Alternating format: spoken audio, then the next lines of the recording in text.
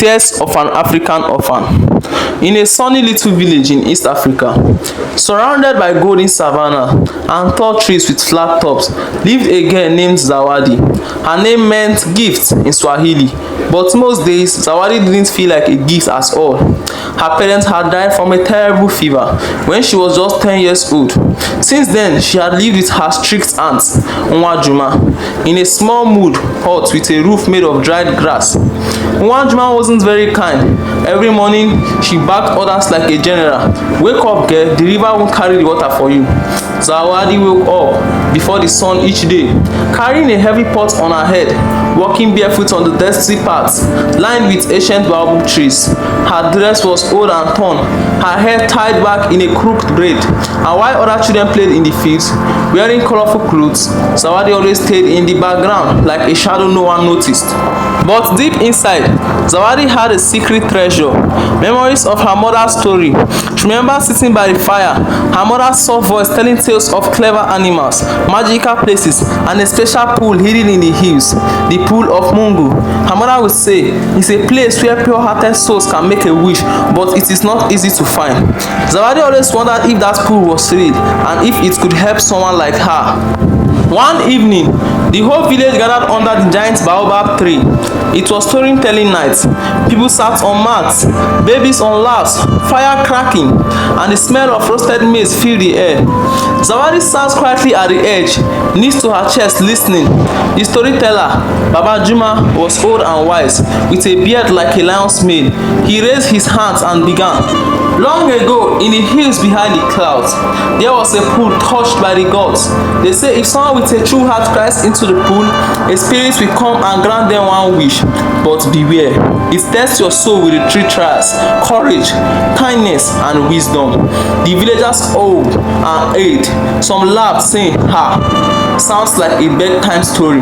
But not Zawadi. Something in her heart sparked like firewood catching flame.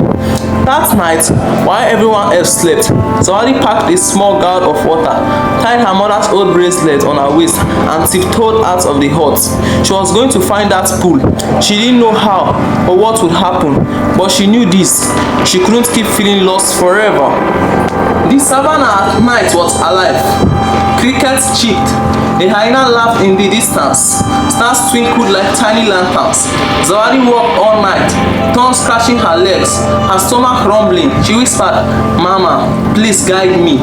By morning, her feet were blistered and her water almost gone. But a soft breeze brought the smell of white jasmine. She followed it and found a hidden gorge, thick with vines. Behind a curtain of green leaves, there it was, a pool so clear it looked like glass. The water shimmered with golden lights. Zawadi knelt and whispered, "I am Zawadi. I have no parents. I just want a family. Please help me." Tears slipped down her cheeks and into the pool. Suddenly, the water glowed, and from its center rose a glowing woman with skin like night, wrapped in a robe of stars. "I am near, spirit of the pool," she said, smiling gently. "Your tears are true, but a wish without action is only a dream. You must pass the three trials, face your fears, help another, and solve a riddle." Zawadi stood up straight. "I will try," she said, even though her knees were shaking. Nia pointed toward a dark path in the east. "Your first trial is courage. Find the flame of truth, guided by your greatest fear." Zawadi walked into the shadowy path. The wind howled. Then, in the darkness, a figure appeared, tall, smoky, with glowing red eyes. "I am your fear," it growled. Fear of being alone, fear of never being enough. Zawadi wanted to run. Her legs shook, her heart pounded, but she touched her mother's bracelet and took a deep breath. "I am enough," she said, her voice louder. "I may be small, but I'm not weak. I'm not giving up." The shadow screamed and vanished like smoke.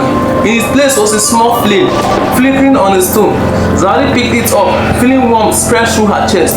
She returned to the pool, holding the flame in her hands. Nia smiled. "You face fear with bravery, one trial down." "For your second trial," Nia said, "show kindness to someone in need. Go into the savannah, help whoever you will find." Zawadi wandered under the blazing sun, Hours passed. She was tired, sweaty, and thirsty. Then she heard a faint cry. Under an acacia tree sat a small boy, his face dirty, his eyes wide with fear. "My name is Kofi," he sniffled. "I was chasing my goat and got lost." Zawadi gave him a last sip of water and used glass to weave a little shade hat. "Don't worry," she said, smiling. "We'll find your home." They walked through tall grass, dodging a snake and hiding from a dust storm. Zawadi sang softly, calming the boy. Finally, they reached Kofi's village. His mother ran out, crying and hugging him tightly. She turned to Zawadi. "You are a blessing," she said, giving her a basket of millet as thanks. Zawadi returned to the pool. Nia's eyes sparkled. "You gave kindness without expecting anything back. The second trial is complete." "For your final trial," Nia said, "answer this riddle. I am taking from the line, short in a moving case, never released, yet used by many important times." Zawadi sat down, thinking hard. She remembered the fires in her village, the tools people used, and then it clicked. She said, "God help her as I dey put blood right now. Jesus sees what others miss, he passed all the great trials." "You will get your wish," Nia said, "but not in the way you expected." The pool rippled and showed a vision of the village. Zawadi was surrounded by people. Baba Juma, Kofi's mother, even her aunt, Oma Juma, who now looked at her with pride. "They are your family," Nia said. "You found love, not by magic, but by showing your true heart." Zawadi returned to Kipiepio as the sun rose. People welcomed her with cheers. Oma Juma hugged her tightly. "You are my gift," she whispered. From that day on, Zawadi was never alone. She became a storyteller, a helper, and a friend to all.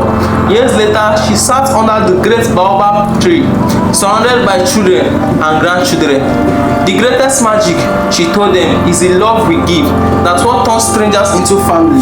And when the butterflies danced in the air, the villagers swore they glowed like golden tears. Zawadi's tears forever shining with hope. Thank you for watching this video.